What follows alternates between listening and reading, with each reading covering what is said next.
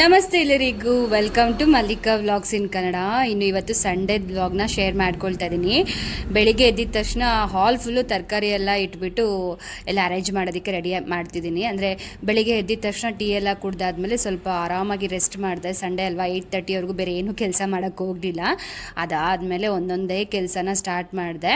First ಹೋಗಿ ಮನೆಗೆ ತರಕಾರಿ ತೊಗೊಂಬಂದ್ಬಿಡೋಣ ಅಂತ ಅಂದ್ಬಿಟ್ಟು, ಯಾಕಂದರೆ ಇನ್ನು ಸೋಮವಾರದಿಂದ ಲಂಚ್ ಬಾಕ್ಸಸ್ ಎಲ್ಲ ಪ್ಯಾಕ್ ಮಾಡಬೇಕು. ಮತ್ತು ಬೆಳಿಗ್ಗೆನ ಅಡುಗೆ ಕೂಡ ಏನಾದರೂ ಒಂದು ಸಾರು ಮಾಡಿಡಬೇಕಲ್ವಾ ಅಂತ ಅಂದ್ಬಿಟ್ಟು ಭಾನುವಾರ ಈ ಕೆಲಸನಾದರೆ ಇಟ್ಕೊಳ್ತೀನಿ. ಈರುಳ್ಳಿ ಎಲ್ಲ ಖಾಲಿ ಆಗಿಬಿಟ್ಟಿತ್ತು, ಮತ್ತು ಅದನ್ನೆಲ್ಲ ತೊಗೊಂಡು ಬರಬೇಕು ಅಂತ ಅಂದ್ಬಿಟ್ಟು ತರಕಾರಿ ಅಂಗಡಿಗಾದರೆ ಹೋಗಿದ್ದೆ. ಸೊ ಹೋಗಿ ಎಲ್ಲ ತೊಗೊಂಡು ಬಂದು ಕ್ಲೀನಾಗಿ ಏನೆಲ್ಲ ಬಿಡಿಸ್ಬೇಕು ಅದೆಲ್ಲ ಬಿಡಿಸ್ಬಿಟ್ಟು ಬಾಕ್ಸಲ್ಲಿ ಸ್ಟೋರ್ ಮಾಡಿ ಫ್ರಿಜ್ಜಲ್ಲಾದರೆ ಇಟ್ಬಿಟ್ಟೆ.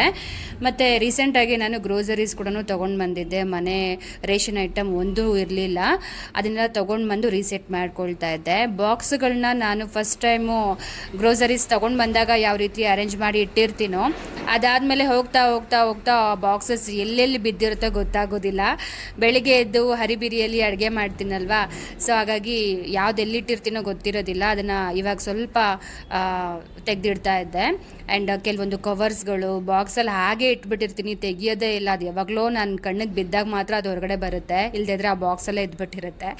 ಸೊ ಈ ಹಪ್ಪಳ ಎಲ್ಲ ಬೇಗನೆ ನಾನು ಎಲ್ಲದರಲ್ಲಿ ಬೇರೆ ಕಡೆ ಮರ್ತೋಗ್ಬಿಟ್ಟು ಇಟ್ಬಿಟ್ಟಿರ್ತೀನಿ. ಸೊ ಅದನ್ನೆಲ್ಲ ಒಂದು ಬಾಕ್ಸಲ್ಲಿ ಹಾಕಿ ಸ್ಟೋರ್ ಮಾಡಿ ಇಡ್ತಿದ್ದೀನಿ. ಆ್ಯಂಡ್ ಇನ್ನು ಕಿಚನೆಲ್ಲ ಕ್ಲೀನಿಂಗ್ ಆಗಿರಲಿಲ್ಲ. ಬೆಳಿಗ್ಗೆ ಎದ್ದಿದ ತಕ್ಷಣ ನಾನು ಹೇಳಿದ್ನೆಲ್ಲ ತರಕಾರಿ ತೊಗೊಂಬರಕ್ಕೆ ಹೋಗಿದ್ದೆ ಅಂತ ಅಂದ್ಬಿಟ್ಟು ಸರಿ ಅಂತ ಇನ್ನು ಕಿಚನ್ಗೆ ಬಂದು ಸ್ವಲ್ಪ ಕ್ಲೀನಿಂಗ್ ಕೆಲಸ ಎಲ್ಲ ಮಾಡ್ತಿದ್ದೀನಿ. ಇನ್ನು ಪಾತ್ರೆ ಎಲ್ಲ ತೊಳೆದೇ ಇರಲಿಲ್ಲ. ಇನ್ನಿವತ್ತು ಬೆಳಗಿನ ಟಿಫನ್ನು ಸ್ವಲ್ಪ ಸಿಂಪಲ್ಲಾಗೆ ಮಾಡ್ಕೊಳ್ಳೋಣ. ಇನ್ನು ಮಧ್ಯಾಹ್ನ ಹೇಗೂ ನಾನ್ ವೆಜ್ ತೊಗೊಂಡು ಬಂದೇ ಬರ್ತಾರೆ, ಏನಾದರೂ ಸ್ಪೆಷಲ್ ಮಾಡಲೇಬೇಕು ಅಂತ ಅಂದ್ಬಿಟ್ಟು ಬೆಳಗಿನ ತಿಂಡಿಗೋಸ್ಕರ ಉಪ್ಮಾ ಮಾಡೋಣ ಅಂತ ರೆಡಿ ಮಾಡ್ಕೊಳ್ತಾ ಇದ್ದೀನಿ. ಸೊ ಅದರಲ್ಲಿ ಗ್ರೋಸರೀಸ್ ಕೂಡ ಹಳೆ ರವೆ ಇತ್ತಲ್ವ, ಅದನ್ನು ತೆಗೆದಿಟ್ಟಿದ್ದೀನಿ. ಇನ್ನು ಅದನ್ನು ಹಾಗೆ ಇಡೋದ್ರಿಂದ ಹುಳ ಬಿದ್ದುಬಿಡುತ್ತೆ ಅಂತ ಅಂದ್ಬಿಟ್ಟು ಅದನ್ನು ಫಸ್ಟ್ ಖಾಲಿ ಮಾಡೋಣ ಅಂತ ಪ್ಲೇಟಲ್ಲಿ ಹಾಕಿ ಇಟ್ಟಿದ್ದೆ. ಹಂಗೂ 1-2 ಹುಳ ಇತ್ತು, ಅದನ್ನೆಲ್ಲ ಕ್ಲೀನ್ ಮಾಡಿಕೊಂಡು ಉಪ್ಪಿಟ್ಟಿಗೆ ರೆಡಿ ಮಾಡ್ಕೊಳ್ತಾ ಇದ್ದೆ. ಸೊ ಒಂದು ಕಡೆ ಇನ್ನು ಬೇಗ ಟಿಫನ್ ಆಗಿಬಿಡುತ್ತೆ, ಉಪ್ಪಿಟ್ಟು, ಇಡ್ಲಿ, ದೋಸೆ ಇವೆಲ್ಲ ಇದ್ದಾಗ. ಸೊ ಅದಕ್ಕೆ ಭಾನುವಾರ ಆದಷ್ಟು ನಾನು ಸಿಂಪಲ್ ಟಿಫನ್ನೇ ಇಟ್ಕೊಳ್ತೀನಿ ಮಾರ್ನಿಂಗು. ಇಲ್ಲದಿದ್ರೆ ಹೊರಗಡೆ ಇಡ್ಲಿ ಏನಾದರೂ ತರಿಸ್ಕೊಂಡು ಈ ರೀತಿ ಮ್ಯಾನೇಜ್ ಮಾಡ್ಕೊಂಡ್ಬಿಡ್ತೀನಿ. ಇನ್ನು ನೋಡಿದ್ರಲ್ಲ, ಪಾತ್ರೆಗಳೆಲ್ಲ ವಾಶ್ ಮಾಡಾಯಿತು, ಕಿಚನೆಲ್ಲ ಕ್ಲೀನ್ ಮಾಡಾದ್ಮೇಲೆ ಉಪ್ಪಿಟ್ಟು ಬಿಸಿಯಾಗಿ ಮಾಡ್ಕೊಂಡ್ವಿ. ಉಪ್ಪಿಟ್ಟು ಹೇಗೆ ಅಂದರೆ ಮಾಡ್ಕೊಂಡಿದ ತಕ್ಷಣ ತಟ್ಟೆಗೆ ಹಾಕ್ಕೊಂಡು ತಿನ್ಬಿಡಬೇಕು, ಆ ರೀತಿ ಇದ್ದರೆ ಮಾತ್ರ ನಾನು ಮಾಡ್ಕೊಳ್ತೀನಿ. ಇಲ್ಲದೇ ಇದ್ದರೆ ಮಕ್ಕಳು ಲಂಚ್ ಬಾಕ್ಸ್ಗೆಲ್ಲ ಉಪ್ಪಿಟ್ಟು ಕಳ್ಸೋಕ್ಕೆ ಹೋಗೋದಿಲ್ಲ, ಅವರು ತಿನ್ನೋದಿಲ್ಲ. ಸೊ ಪಕ್ಕದಲ್ಲಿ ಸಲಾಡ್ಗೋಸ್ಕರ ಸೌತೆಕಾಯಿ ಎಲ್ಲ ತರಕಾರಿ ತೊಗೊಂಡು ಬಂದಿದ್ನಲ್ವ, ಅದನ್ನೇ ಬ್ಲೇಟಿಂಗ್ ಮಾಡಿಕೊಟ್ಟೆ. ಸೊ ಮಕ್ಕಳು ಆರಾಮಾಗಿ ತಿನ್ಬಿಟ್ಟು ಅವ್ರ ಪಾಡ್ಗೆ ಅವರು ಆಡೋಕ್ಕೆ ಹೋಗಿದ್ರು. ಅದಾದಮೇಲೆ ಬಟ್ಟೆ ಎಲ್ಲ ವಾಷಿಂಗ್ ಮಿಷಿನ್ಗೆ ಹಾಕಿದ್ದೆ. ನಾನು ಕೂಡ ತಿಂಡಿ ಮುಗಿಸ್ಕೊಂಡ್ಬಿಟ್ಟೆ ಸ್ನಾನ ಮಾಡ್ದೇ. ಬಟ್ಟೆ ಎಲ್ಲ ವಾಷಿಂಗ್ ಮಿಷಿನ್ಗೆ ಹಾಕಿದ್ದೆ. 1-2 ಟ್ರಿಪ್ಗೆ ಆಗೋಷ್ಟು ಇತ್ತು. ಮಕ್ಕಳ ಯೂನಿಫಾರ್ಮ್ಗಳನ್ನೆಲ್ಲ ಹಾಗೆ ಇಟ್ಬಿಟ್ಟಿದ್ದೆ. ಸೊ ಇನ್ನು ಈ ಕೆಲಸ ಮಾಡ್ಕೊಳ್ಲೇಬೇಕು. ಸೋಮವಾರದಿಂದ ಇನ್ನು ಯೂನಿಫಾರ್ಮ್ಗಳನ್ನೆಲ್ಲ ಐರನ್ ಮಾಡಿ ಹಾಕಿ ಕಳಿಸ್ಬೇಕಲ್ಲ ಅಂತ. ಸಾಯಂಕಾಲ ಅಷ್ಟೊತ್ತಿಗೆ ಒಣಗೋಗ್ಬಿಡತ್ತೆ. ಸೊ ಬಟ್ಟೆ ಎಲ್ಲ ಹಾಕಿ ನಾನು ಮಕ್ಕಳನ್ನ ಕರ್ಕೊಂಡು ಪಾರ್ಲರ್ಗೆ ಬಂದುಬಿಟ್ಟೆ. ಯಾಕೆ ಅಂದರೆ ಇವತ್ತು ಸೋಮವಾರದಿಂದ ಟೆಸ್ಟ್ಗಳಿದೆ, ಇನ್ನು ಪ್ರಿಪೇರ್ ಮಾಡಿಸ್ಬೇಕು. ಅವರು ಓದ್ಕೊಳ್ತಾರೆ, ಆ ಥರ ಲೇಝಿ ಏನೂ ಇಲ್ಲ, ಚೆನ್ನಾಗೇ ಓದ್ಕೊಳ್ತಾರೆ. ಬಟ್ ನಾನಿದ್ದರೆ ಏನಾದರೂ ಡೌಟ್ ಕ್ಲಾರಿಫೈ ಮಾಡ್ಬೋದಲ್ಲ ಅಂತ ಅಂದ್ಬಿಟ್ಟು ಪಾರ್ಲರ್ಗೆ ಕರ್ಕೊಂಡು ಬರ್ತೀನಿ. ಇಲ್ಲದೇ ಇದ್ದರೆ ಮನೇಲೇ ಆರಾಮಾಗಿ ಓದ್ಕೊಳ್ತಾರೆ. ತುಂಬ ಭಯ ಭಕ್ತಿ ಇದೆ, ಎಕ್ಸಾಮು ಟೆಸ್ಟು ಏನಾದರೂ ಬಂದರೆ ಆರಾಮಾಗಿ ಅವರಿಬ್ಬರೇ ಓದ್ಕೊಳ್ತಾರೆ. ಹೋಮ್ವರ್ಕ್ ಎಲ್ಲ ನಾನು ಮಾಡಿಸ್ಬೇಕು ಅಂತ ವೆಯ್ಟ್ ಮಾಡೋದಿಲ್ಲ, ಅವ್ರ ಪಾಡ್ಗೆ ಅವ್ರು ಮಾಡ್ಕೊಂಡ್ಬಿಡ್ತಾರೆ. ಸೊ ಈ ಒಂದು ಶೆಡ್ಯೂಲಲ್ಲೇ, ಅಂದರೆ ಈ ಕೆಲಸ ಮಾಡ್ತಿರ್ಬೇಕಂದ್ರೆ ನನಗೆ ಕಸ್ಟಮರ್ಸು ಒಂದು 7 ಸೀರೆಗಳನ್ನ ಪ್ರೀಪ್ಲೇಟಿಂಗೋಸ್ಕರ ತೊಗೊಂಡು ಬಂದಿದ್ದರು. ಇದನ್ನೆಲ್ಲ ಅರೇಂಜ್ ಮಾಡಿ ಇಟ್ಕೊಳ್ತಾ ಇದ್ದೀನಿ. ಇನ್ನು ಕಸ್ಟಮರ್ಸ್ ಬಂದರೆ ವೀಡಿಯೋಸ್ ತಗೊಳ್ಳೋಕೆ ಆಗೋದಿಲ್ಲ, ತುಂಬ ಜನ ಕಂಫರ್ಟಬಲ್ ಫೀಲ್ ಆಗೋದಿಲ್ಲ. ಸೊ ಅದಕ್ಕೆ ಟೈಮ್ ಇದ್ದಾಗ ನನಗೆ ನೆನಪಿದ್ದಾಗ ವೀಡಿಯೋನ ಶೂಟ್ ಮಾಡ್ಕೊಳ್ತೀನಿ, ಇಲ್ಲದೇ ಇದ್ದರೆ ಇಲ್ಲ. ಇನ್ನು ತೊಗೊಂಡು ಬಂದು ಕೊಟ್ಟಿದ್ದಾರಲ್ಲ ಅಂತ ಅಂದ್ಬಿಟ್ಟು ಇನ್ನು ನನ್ನ ಮಗಳು ಬೇರೆ ಇದ್ಲಲ್ಲ ಜೊತೆಯಲ್ಲಿ, ಹೆಲ್ಪ್ ತೊಗೊಂಡು ನಾನು ಪಿನ್ನಿಂಗೆಲ್ಲ ಮಾಡ್ತಿದ್ದೆ. ಅಂದರೆ ಒಬ್ಬರದ್ದೇ 2 ಸೀರೆ ಮತ್ತು ಇನ್ನೊಬ್ಬರದ್ದು 5 ಸೀರೆ ಬಂದಿತ್ತು. ಒಂದೇ ಮೆಜರ್ಮೆಂಟ್ನೇ ನಾನು ತೊಗೊಂಡಿರೋ ಅಂಥದ್ದು. ಹಾಗಾಗಿ ಇನ್ನೊಂದು ಸೀರೆಗೆ ಪಿನ್ನೆಲ್ಲ ಮಾಡಿ ಇಡ್ತಾ ಇದ್ದೀನಿ. ಇನ್ನು ಅವಳು ಇಲ್ಲದೇ ಇದ್ದಾಗ ನಾನು ಆರಾಮಾಗಿ ಪ್ಲೇಟಿಂಗೆಲ್ಲ ಕೆಲಸಗಳನ್ನ ಮಾಡ್ಕೊಬೇಕು. ಇನ್ನು 3 ಡೇಸಲ್ಲೇ ಡೆಲಿವರಿ ಕೇಳಿದ್ದಾರೆ. ಇದನ್ನು ಆದಷ್ಟು ಬೇಗನೆ ರೆಡಿ ಮಾಡಬೇಕು. ಸೊ ಪಾರ್ಲರ್ ಕೆಲಸ ನೋಡಿಕೊಂಡು ಈ ಪ್ಲೇಟಿಂಗ್ ಕೆಲಸ ಕೂಡ ಒಬ್ಬಳೇ ಮ್ಯಾನೇಜ್ ಮಾಡೋದು ಸ್ವಲ್ಪನೇ ಕಷ್ಟ ಆಗುತ್ತೆ. ಬಟ್ ಓಕೆ, ಇನ್ನು ಸೋಮವಾರ ಈವ್ನಿಂಗು ಮನೆಗೆ ಬರ್ತಾಳಲ್ವ ನನ್ನ ಮಗಳು, ಆವಾಗ ಪಾರ್ಲರ್ಗೆ ಕರ್ಕೊಂಡು ಬರ್ತೀನಿ. 1 ಅವರ್ ಟೈಮ್ ಸಿಕ್ಕಿದ್ರೆ ಇದನ್ನು ಕೂಡ ನಾನು ಮಾಡ್ಕೊಳ್ಳೋ ಅಂಥದ್ದು. ಆ್ಯಂಡ್ ಇನ್ನು ಮಧ್ಯಾಹ್ನ ಅಡುಗೆ ಕೂಡ ಮಾಡಿರಲಿಲ್ಲ ಮನೇಲಿ. ಕಸ್ಟಮರ್ಸ್ ಬ್ಯಾಕ್ ಟು ಬ್ಯಾಕ್ ಬರ್ತಿರೋದ್ರಿಂದ ನಾನು ಮನೆಗೆ ಹೋಗೋಷ್ಟೊತ್ತಿಗೆ 3 ಗಂಟೆ ಆಗಿಬಿಟ್ಟಿತ್ತು. ಹೋಗುವಾಗ ನಮ್ಮ ಮನೆಯವರು ಚಿಕನ್ ಕೂಡ ತೊಗೊಂಡು ಬಂದಿದ್ದರು. ಏನು ಮಾಡೋಣ ಅಂತ ನಾವು ಬೆಳಗ್ಗೆನೇ ಪ್ಲ್ಯಾನ್ ಮಾಡಿ ಇಟ್ಕೊಂಡ್ಬಿಟ್ಟಿರ್ತೀವಿ. ನನ್ನ ಮಗಳಾದರೆ ಬಿರಿಯಾನಿ ಕೇಳಿದ್ರು. ಕಂಪಲ್ಸರಿ ಸಂಡೇ ಬಿರಿಯಾನಿ ಮಾಡೋಕ್ಕೆ ಇಷ್ಟಪಡ್ತೀನಿ, ಬಿಸಿ ಬಿಸಿಯಾಗಿ ಎಲ್ಲರೂ ತಿನ್ಕೊಬೋದಲ್ವ ಅಂತ ಅಂದ್ಬಿಟ್ಟು. ಆ್ಯಂಡ್ ಚಿಕನ್ ಗ್ರೇವಿ ಕೂಡ ಮಾಡ್ತಾಯಿದ್ದೀನಿ. ಹಾಯ್ ಎಲ್ಲರಿಗೂ. ಸೊ ಲಾಸ್ಟ್ ಕೆಲವೊಂದು ವಿಡಿಯೋಗಳಲ್ಲಿ ಹೇಳಿದ್ದೆ, ನನ್ನ ಪಾರ್ಲರಲ್ಲಿ ಪ್ಯಾಕೇಜ್ ಕೂಡ ಇದೆ, ಅದನ್ನು ನಾನು ಪ್ರಿಂಟೌಟ್ ಮಾಡಿಸ್ಬೇಕು ಅಂತ ಹೇಳಿದ್ದೆ. ಇನ್ನೂ ಪ್ರಿಪೇರ್ ಮಾಡಿರಲಿಲ್ಲ, ಏನೆಲ್ಲ ಸರ್ವಿಸಸ್ ಕೊಡಬೇಕು ಅಂತ ಅಂದ್ಬಿಟ್ಟು ನಾನಿನ್ನೂ ಪ್ಲ್ಯಾನ್ ಮಾಡಿರಲಿಲ್ಲ.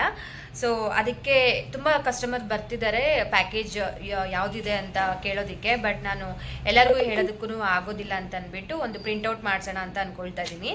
ಸೊ ಜಸ್ಟ್ ಇವಾಗ ಬಂದುಬಿಟ್ಟು ನಾನೆಲ್ಲ ಪ್ಯಾಕೇಜ್ ಲಿಸ್ಟ್ ಆದರೆ ಪ್ರಿಪೇರ್ ಮಾಡಿಟ್ಟಿದ್ದೀನಿ, ಅದನ್ನು ನಿಮಗೆ ಒಂದ್ಸಲಿ ತೋರಿಸ್ಬಿಡ್ತೀನಿ. ಈ ಥರ ಮಾಡಿಕೊಂಡ್ರೆ ಚೆನ್ನಾಗಿರುತ್ತೆ ಅಂತ ಅನ್ನಿಸ್ತು ನನಗೆ. ಇಲ್ಲಿ ಸರೌಂಡಿಂಗ್ ಪಾರ್ಲರ್ಗಳಲ್ಲಿ ಎಲ್ಲೂ ಕೂಡ ಆ ಥರ ಸರ್ವಿಸಸ್ ಇರಲಿಲ್ಲ.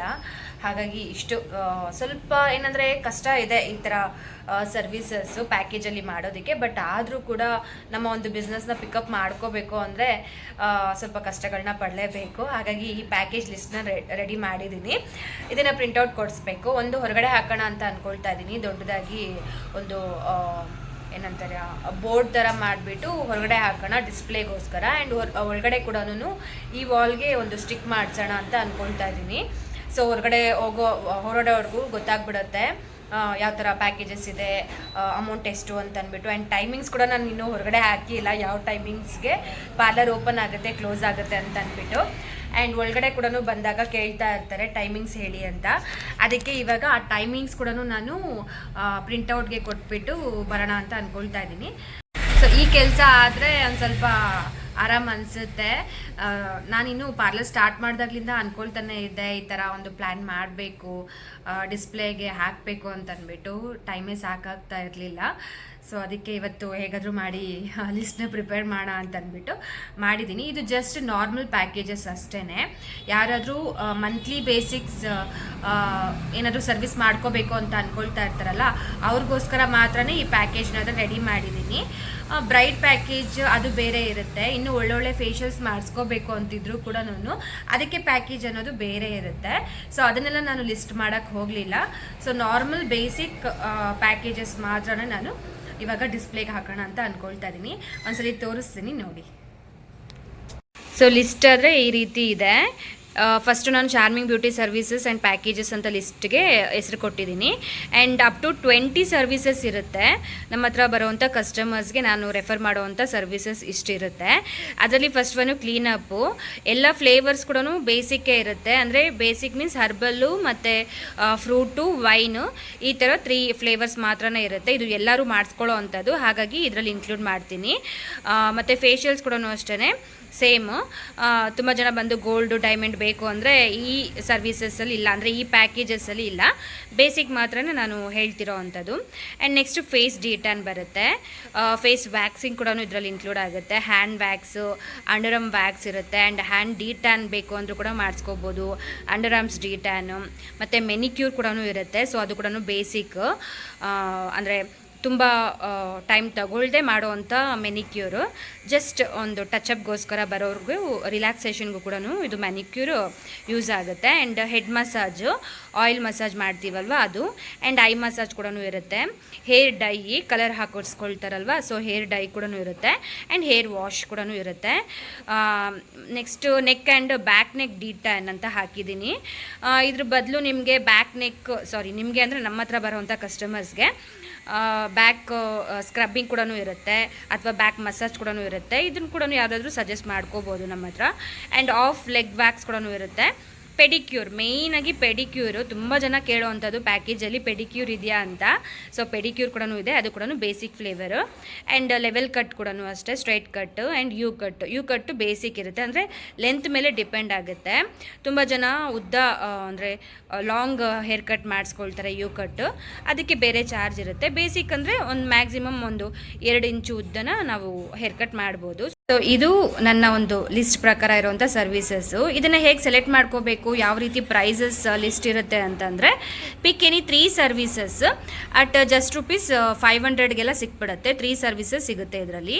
ಆ್ಯಂಡ್ ಇದ್ರ ಜೊತೆಗೆ ಐಬ್ರೋಸ್ ಕೂಡ ಫ್ರೀ ಇರುತ್ತೆ ಮಾಡಿಸ್ಕೊಳ್ಳೋ ಅಂಥದ್ದು. And pick any 6 services at just ₹1000ಗೆ 6 ಸರ್ವಿಸಸ್ ಯಾವುದಾದ್ರೂ ಮಾಡಿಸ್ಕೊಳ್ಳೋ ಅಂಥದ್ದು.